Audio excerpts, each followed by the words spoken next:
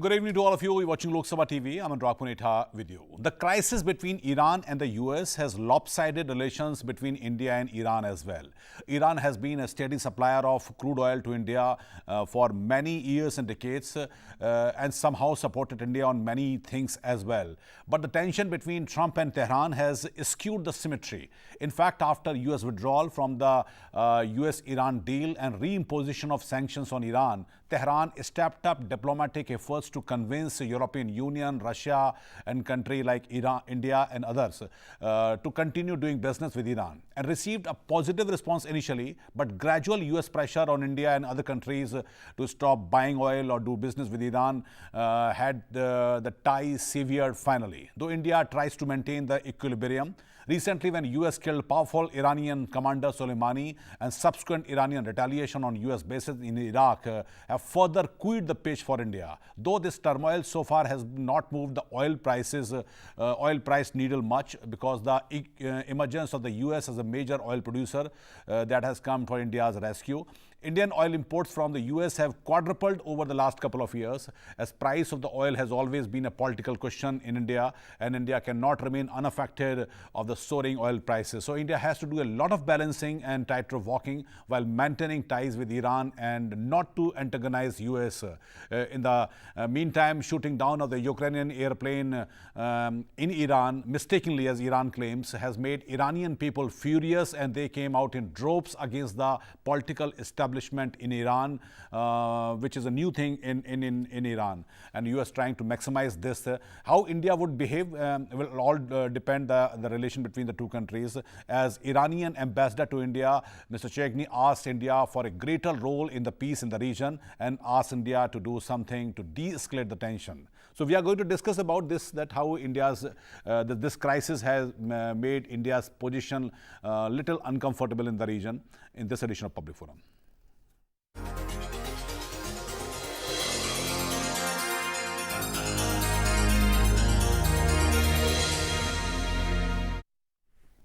And joining me in the studio, Mr. Pathikrit Payne, a senior policy analyst. Very welcome to the show, Pathikrit. First reaction, how do you see that this what you call the relation between India and Iran against this backdrop of what happened in the Middle East when US killed Soleimani and subsequent attack of Iran against US in Iraq? Anurag, first of all, what is happening now is that the proxy war that has been going on for a long time with United States and Soviet Union, United States and Saudi Arab on one side, and Iran and Russia on the other side. This proxy war, which has been working on a long-term basis, probably in Syria, during the Assad era. 2015 onwards. Probably 2011 onwards, that entire ISIS thing started. Okay, yeah. So it has now come into the forefront. I mean, it's no more into the closet. So yes, this tension has been going on for probably around 2-3 years, in the sense that India was being pressurized that under the CAATSA sanctions, countering American adversaries to the Sanctions Act, you should first of all completely do away with all kinds of import of oil from Iran, and also not take any kind of weapon systems or energy related things like gas or oil from Russia also. So India had to play a very delicate balance on two reasons. First, we cannot dump Russia and we took the S-400 in spite of the CAATSA sanctions. We got a 6-month waiver from United States to continue with taking oil from Iran and gradually calibrated way reduce the import and move towards other sources, which probably, as you rightly stated, probably invariably will be United States. The reason is, on the other hand, even as Iran is very important for the Chabahar port and access to Central Asia, and Russia is very important because the CAATSA sanctions are on both of them. On the other hand, Saudi Arab plays a very critical role also so far as India's geopolitics is concerned, because of a large number of Indians who actually go to the Gulf countries to work. That's right. And also the Saudi investments in India, which are on the rise. And of course, we know that United States is a strategic partner. So it has been a very delicate and a very difficult job for government of India to do. One thing I would say, the government of India did not toe to the American line. Neither they completely went towards the other side. They maintained whatever, as Prime Minister Modi always mentions, India first. So they said that there are issues, we will think about it, but we have to also think about what is in India's interest. So we took the S-400. We did not instantly do away with all the import of oil from Iran. But yes, you can't be under sanctions, you can't be under some kind of a problem with United States right now. So in a calibrated way, we have reduced the import probably to near zero. But what is your assessment? Has India been able to tell this Iran successfully that this is our situation, we want to have ties with you, yes, but under the circumstances, circumstances I think we cannot. somewhere it has been explained to them that there are certain issues, so you have to allow us to buy some time. But it is for sure that India has not made any statement against Iran.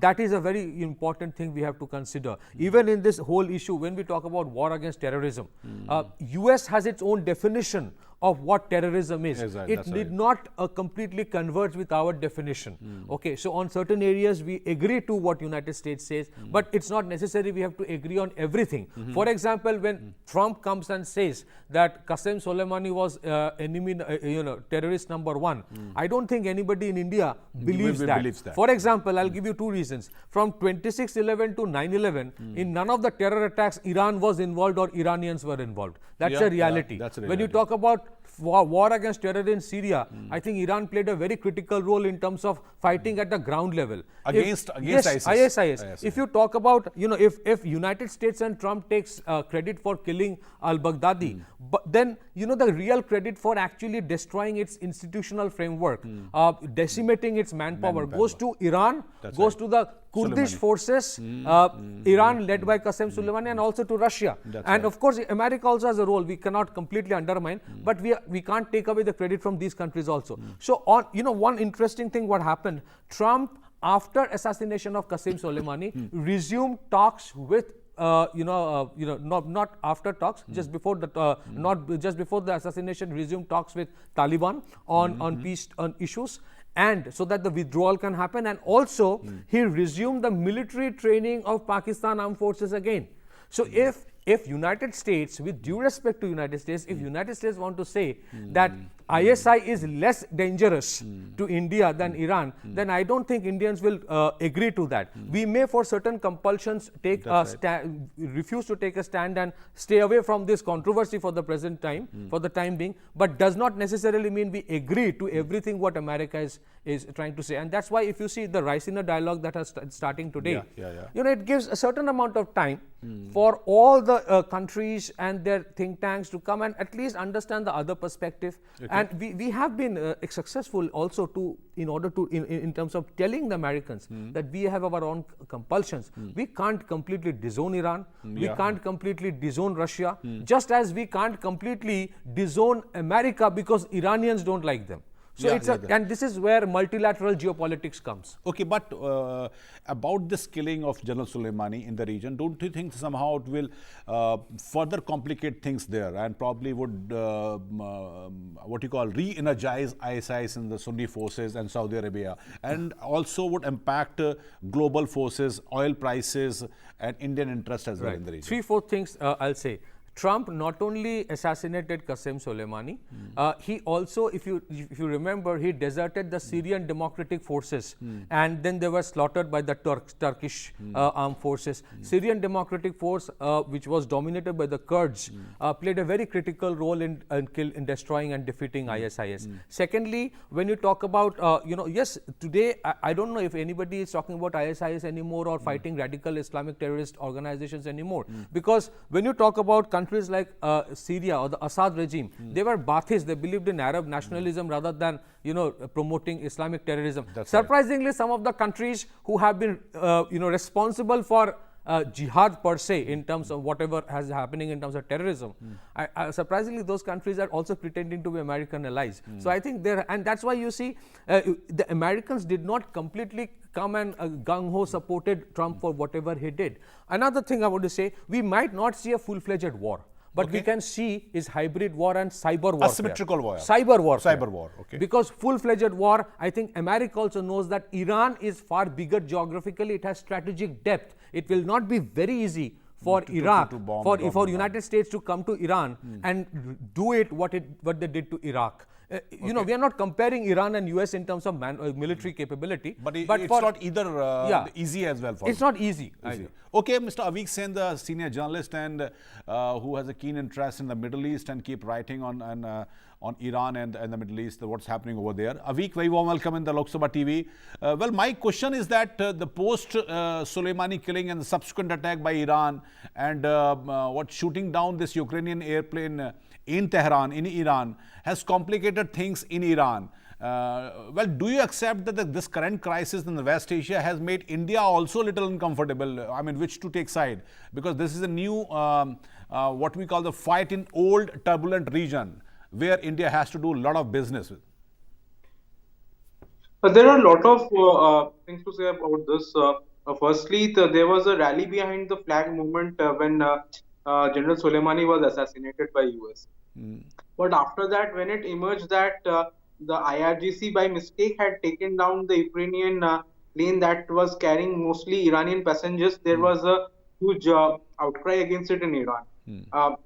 So what basically happened was that the Iranian society is not a monolith and it does not function in one way. They can criticize US at one point and they can criticize the Iranian government at another point. So that is exactly what has happened here.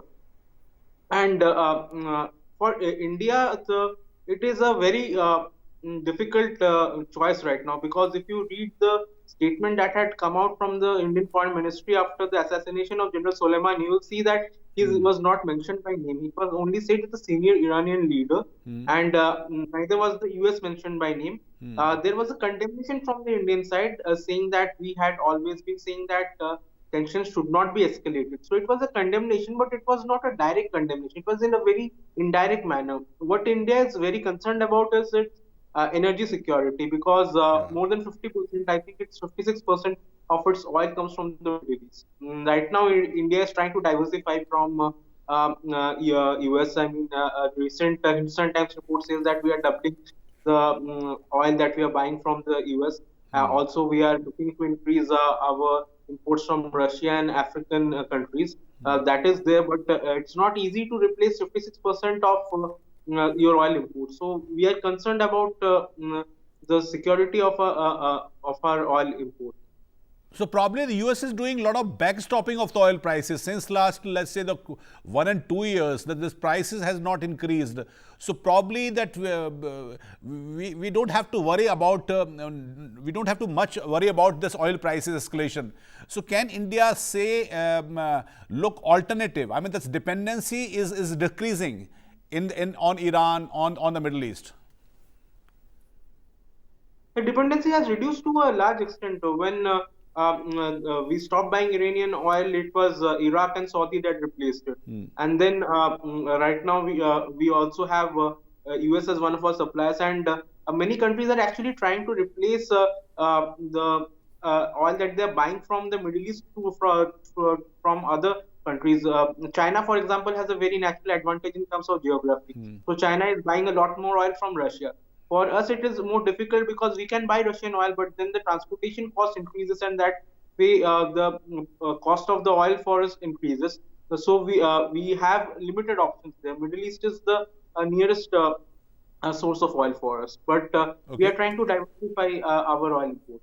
Okay, stay with us, Avik. I mean, but there's one new phenomena in the Iran. After this, when the general public got to know that it is the Iran who shot down the Ukrainian airplane, there was a sudden protest against the establishment, and probably in many years and decades, there was protest against the religious leader, Mr. Khamenei as well. So how do you see this development? No, definitely. And in fact, I'll tell still two things. First of all, Iran had a moral high ground after the assassination of General Soleimani. They lost the moral high ground after this downing of the Ukrainian jet. Secondly, we don't know, but it may also so happen that just as in America, some people want a war and majority don't want. It may also happen that some people in Iran were also actually wanting a war and deliberately did something. It might happen. I'm not saying. But in kind of a tense situation of this kind of thing, even if it happens, it's very unfortunate. But that protest actually happening inside also shows one of the reasons for the protest is because Iran already has been facing the sanctions for the last 1.5 or 2 years. Because of the sanctions, the inflation is already very high.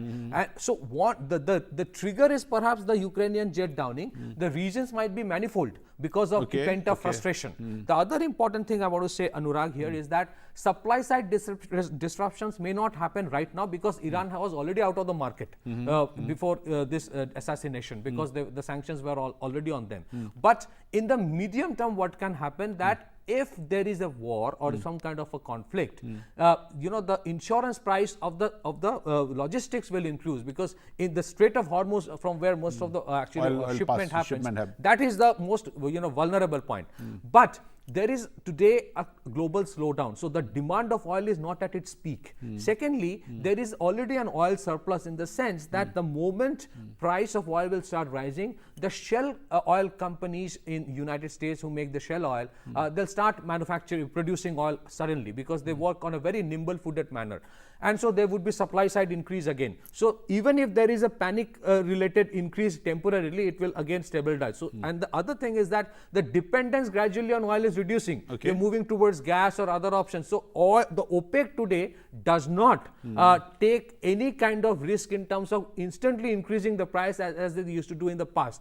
Last point, as my co-panelists also mentioned, India in the medium to long term is not only talking about increasing oil input from intake from America. The Vladivostok-Chennai route that India is working on is primarily meant for taking oil from the Siberian region of Russia to India via the sea route, because the geographical land route is a very vulnerable point. Either you have to come through China through or Central through Asia or Pakistan, through Pakistan, which is a dangerous thing. But yes, overall, I think the new normal is that this is one of the new normals, that you would always have tensions and uncertainties, and you have to find your way out. And that's where the multipolarity world at times give you a certain amount of stability, but at the same time, there would be these face-offs and tension. I think neither Iran nor America would want a full-fledged war, but we can't rule out some kind of another flare-up happening here or there. Okay, Avik, what's your opinion about this, what you call the recent protest in Iran against Khamenei, against the political establishment? Because